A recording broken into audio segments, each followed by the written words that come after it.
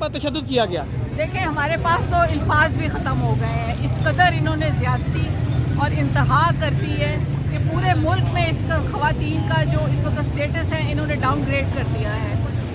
अब इनसे हम लोग क्या एक्सपेक्ट कर सकते हैं इसके अलावा कि हम सड़कों पे निकलें, जगह जगह एहतजाज करें और इनको अपने जो ये बैठे हुए हैं अंदर घुस के इनको बाहर निकाल के इनको एक सजाएं दिलवाएं और इबरत का निशान बनाएंगे इंशाल्लाह। अच्छा बहन, एक चीज़ पूछना चाहूँगा, आखिर इन्हें डर किस चीज़ का? खान तो इनके मुताबिक माइनस हो चुका है।